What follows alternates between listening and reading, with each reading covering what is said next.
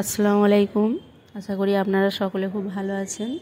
আজকের রেসিপি মতিচুর লাড্ডু, যেটা খুব কম সময়ে এবং খুব কম উপকরণে খুব সহজভাবে বানানো হয়ে যায়। এটা একদম দোকানের মতো খেতে লাগে, বা দোকানের থেকেও ভালো বলতে পারেন। বাড়িতে এইভাবে বানাবেন, খুবই ভালো লাগবে। এটা খুবই জনপ্রিয় একটা রেসিপি, সকলেই পছন্দ করে খেতে এই মিষ্টিটা। এখানে 1 কাপ পরিমাণ আমি বেসন নিয়েছি, তাতে খুব সামান্য নুন দিলাম। দিয়ে এখানে এক কাপ বেসনের জন্য 1/2 কাপ পরিমাণ নর্মাল পানি নিলাম। নিয়ে ব্যাটারটা খুব ভালো করে আমি ফেটিয়ে রেডি করে নেব। এটা ব্যাটারটা খুব ঘন হবে না আর খুব পাতলাও হবে না। মাপটা আমি বলে দিলাম, 1 কাপ বেসনের জন্য 1/2 কাপ বা খুব সামান্য বেশি পানি লাগতে পারে। আর এখানে আমি সিরাটা বানাবো। 1 কাপ চিনি নিয়েছি, তাতে 1 কাপ পরিমাণ পানি নিয়েছি। ভালোভাবে চিনিটা গলে গেলে, ফুটে গেলে আমি 1/3 স্পুন, মানে 1 চামচে 3 ভাগের 1 ভাগ আমি জাফরান নিলাম। নিয়ে পানিটা আমি কালার করে নিচ্ছি। নিয়ে এটা ফুটে গেলে আমি ঢেকে নামিয়ে রাখবো। আর এখানে যে ব্যাটারটা রেডি করে রেখেছি, সাদা তেলটা ভালোভাবে গরম হয়ে গেলে এই ছান্তা করে এইভাবে ঝাঁকুনি দিয়ে দিয়ে ছাঁকতে হবে।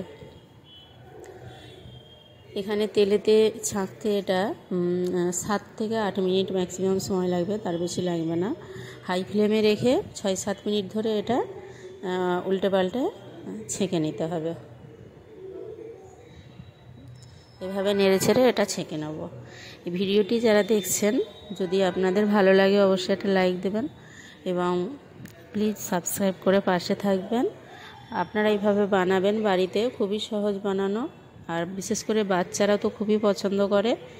টিফিনেও কোনো খাবারের সঙ্গে এই লাড্ডুটা বানিয়ে রাখলে দেওয়া যাবে। এগুলো ছেঁকে নেওয়ার পর অনেকটা ঠান্ডা হয়ে যাবে, আমি হাতে করে এইভাবে নিতে পারবো।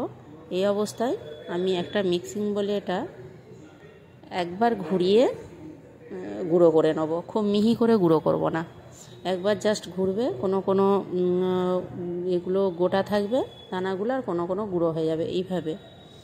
তারপরে আমি এই সিরাটাতে মিশিয়ে দিচ্ছি। দিয়ে এটা 4 মগজ, মানে তরমুজের দানা এটা দিলাম।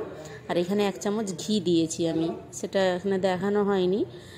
দিয়ে এবারে আমি চুলার আঁচে হাই ফ্লেমে রেখে আমি এটা 5-7 মিনিট ফুটিয়ে একদম ঘন শুকনো করে নেব। যতক্ষণ না শুকনো হয় ওইটা নেড়ে নেড়ে শুকনো করে নিতে হবে, ঠিক এইভাবে। আর ঠান্ডা হয়ে যাওয়ার পর আরও একটু টেনে নেবে। নিয়ে এবারে আমি হাতে একটু ঘি মাখিয়ে লাড্ডুর আকারে গোল গোল করে বানিয়ে নেব। নিয়ে একদম নর্মাল টেম্পারেচারে এলে ঠান্ডা হয়ে যাওয়ার পর সার্ভ করবেন। ধরতেই পারবে না যে আপনি এটা বাড়িতে বানিয়েছেন বলে, এতটাই ভালো লাগবে খেতে।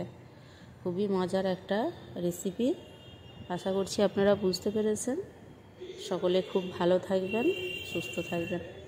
ভিডিওটি দেখার জন্য আপনাদেরকে অসংখ্য ধন্যবাদ। Thank you.